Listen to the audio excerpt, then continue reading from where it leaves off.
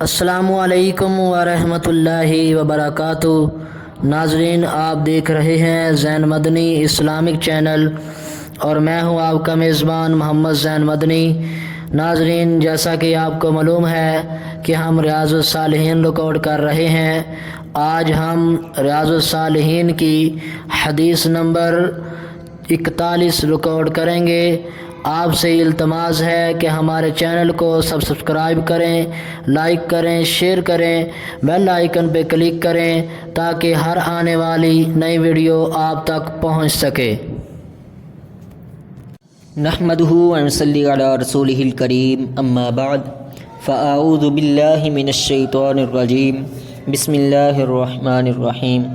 ریاض الصالحین جلد اول اور باب نمبر 3، باب الصبر، صبر کا بیان، اور حدیث نمبر 41۔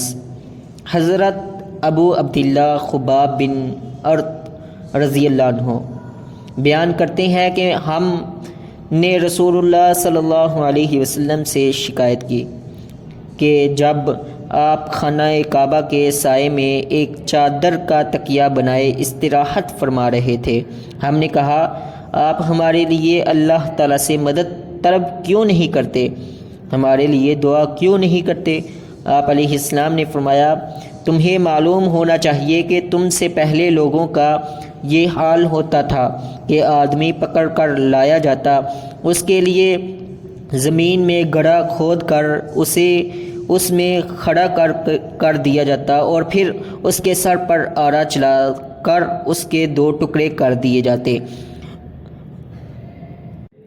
اور لوہے کی کنگھیاں اس کے جسم پر پھیری جاتی جس سے اس کا گوشت اور ہڈیاں تک متاثر ہوتی، لیکن یہ آزمائشیں اسے اس کے دین سے نہ پھیرتیں، اس لیے گھبرانے کی کوئی ضرورت نہیں ہے۔ اللہ کی قسم، اللہ تعالیٰ نے اس معاملے کو ضرور مکمل فرمانا ہے، دین اسلام کو غالب کرنا ہے، لہٰذا یہاں تک کہ ایک سوار مسافر صنعاء سے حضر موت تک اکیلا سفر کرے گا، لیکن اسے اللہ کے سوا کسی اور کا ڈر نہیں ہوگا، اور اسی طرح اسے اپنی بکریوں پر بھیڑیے کے سوا کسی کا خوف نہیں ہوگا، لیکن تم جلد بازی سے کام لے رہے ہو۔ اسے بخاری نے روایت کیا ہے۔ حافظ صلاح الدین یوسف صاحب نے اس حدیث کے فوائد و مسائل اخذ کرتے ہوئے پہلا مسئلہ یہ تحریر کیا ہے کہ دین کی راہ میں تکلیفوں کا آنا کسی ایک دور کے ساتھ خاص نہیں،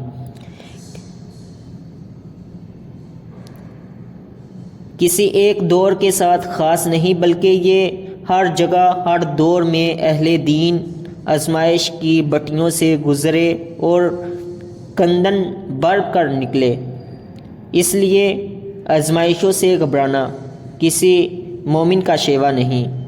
دوسرا مسئلہ یہ تحریر کیا کہ دین اسلام کے غلبے کی نوید اور امن و سلامتی کی خوشخبری دور خیر القرون میں یہ پیشن گوئیاں ظہور پذیر ہو چکی ہیں، جس کا لوگوں نے مشاہدہ کیا، اور اب بھی جہاں اسلام کا نفاذ ہے، امن و سلامتی اس معاشرے کا امتیاز، جیسے سعودی عرب۔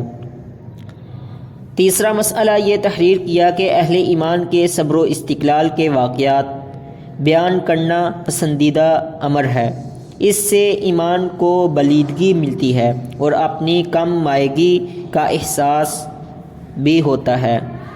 چوتھا مسئلہ یہ اخذ کیا کہ اللہ کی زمین میں حدود اللہ کا قیام امن و سلامتی کی ضمانت ہے اور اس سے خیر و برکت کا نزول ہوتا ہے۔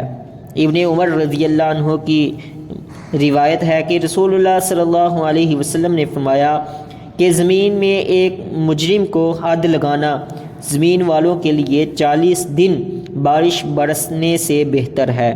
راوی حدیث ابو عبداللہ خباب بن ارت رضی اللہ عنہ، خباب بن ارت بن جندلہ بن سعد تمیمی رضی اللہ عنہ۔ آپ کی کنیت ابو عبداللہ ہے، مکہ میں اظہار اسلام کرنے والوں میں سے پہل کرنے والے تھے۔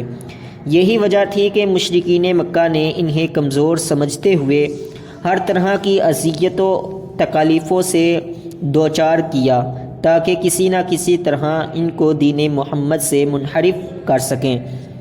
لیکن اللہ کے اس شعر کے پایۂ ثبات میں بالکل لغزش نہ آئی۔ انہوں نے اسلام کی خاطر ہر طرح کی تکالیف کو خندہ پیشانی سے قبول کیا، حتیٰ کہ اذن ہجرت آ پہنچا۔